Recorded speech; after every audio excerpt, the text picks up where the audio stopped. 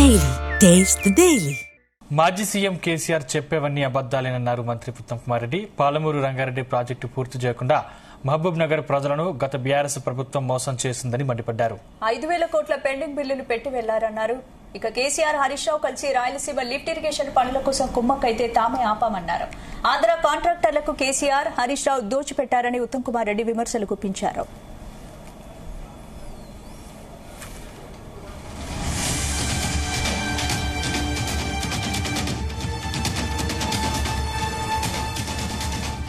ఇదే అంశానికి సంబంధించిన మరింత సమాచారం మా బ్యూరో చీఫ్ నరేందర్ అందిస్తారు. నరేందర్, రైట్ స్పందన.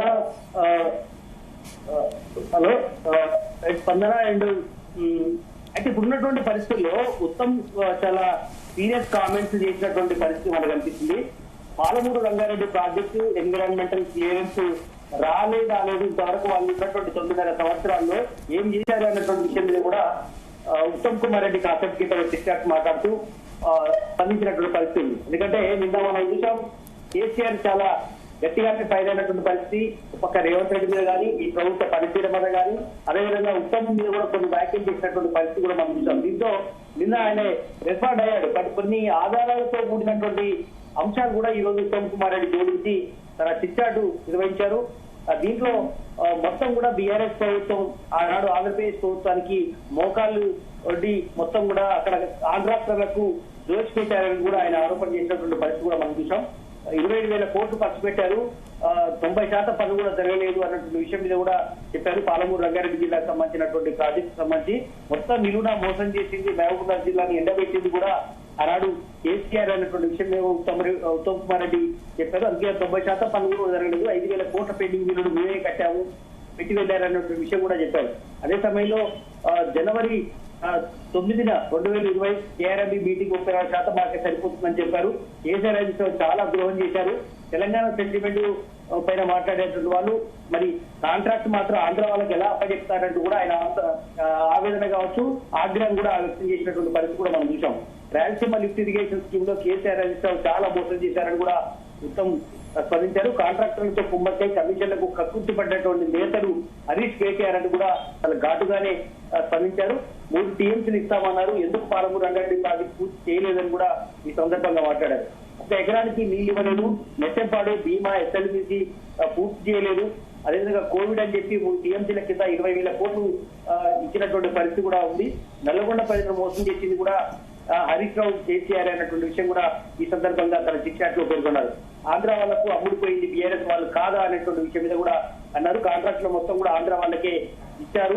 కృష్ణానది జలాలను ఆంధ్రప్రదేశ్ తరలించడానికి కృషి చేసింది బీఆర్ఎస్ ప్రభుత్వం, ఇప్పటి టీఆర్ఎస్ ప్రభుత్వం అని కూడా అన్నారు.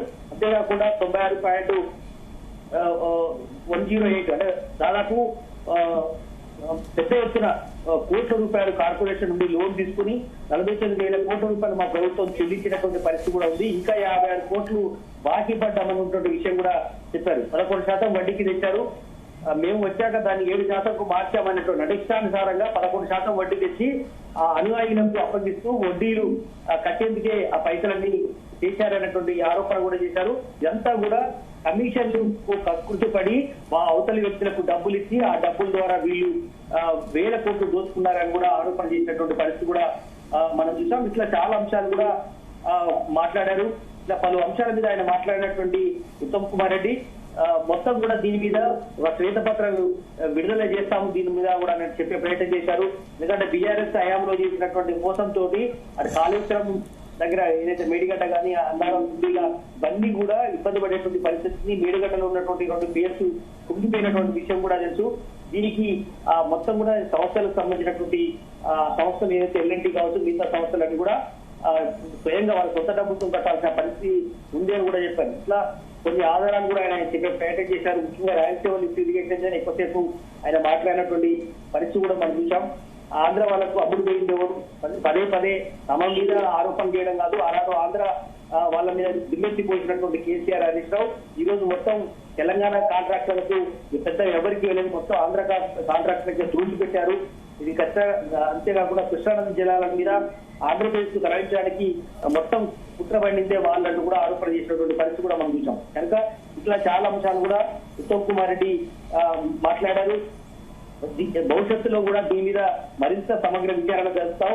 ఒక్కొక్కటి బయటకు వస్తున్నాయి. నిన్న కూడా కొన్ని విషయాలు చెప్పాం. కొంత ఈరోజు పేపర్ వరకు కూడా కొంత చేశాం అన్నటువంటి విషయం కూడా చెప్పే ప్రయత్నం చేశారు.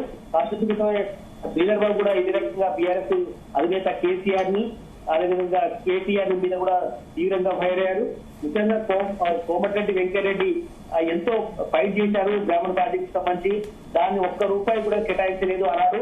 మేము వచ్చిన తర్వాత దాన్ని మళ్ళీ ప్రాజెక్ట్ మళ్ళీ కూడా దాన్ని వాడుకలోకి తీసుకొచ్చే ప్రయత్నం చేస్తున్నాం. కొంత నిధులు కేటాయించి కేవలం కోమటిరెడ్డి వెంకటరెడ్డి మీద కోపంతో ఆ ప్రాజెక్ట్ ని ముందుకు తీసుకెళ్లలేకపోయారు.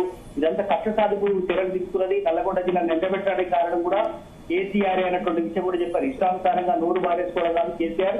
ఖచ్చితంగా మొత్తం మీరు చేసినటువంటి అవినీతి బాటాగా మొత్తం కూడా ఒక్కొక్కటి బయటికి వెల్లడిస్తామన్నటువంటి విషయం కూడా ఆయన మాట్లాడినటువంటి పరిస్థితి కూడా ఉంది. మొత్తాన్ని కూడా చిట్ చాట్ రూపంలో నిన్న కొంత ఆయన వ్యాఖ్యలు చేశారు ప్రెస్ కాన్ఫరెన్స్ లో. ఈ రోజు చిట్ చాట్ లో మరింతగా కొన్ని డాక్యుమెంట్లు చెప్పే ప్రయత్నం చేశారు. ఒక్కొక్క ఏడాది అంటే 2014 నుంచి మొన్న 23 డిసెంబర్ దాకా ప్రభుత్వం కోల్పోయేదాకా ఎన్ని నిధులు కేటాయించారు, ఏ ప్రాజెక్ట్ ఎంతెంత అమౌంట్ కేటాయించారు, దాని జరిగినటువంటి అవినీతి ఎంత అన్నటువంటి విషయం మీద కొంత ఆయన చెప్పే ప్రయత్నం చేశారు.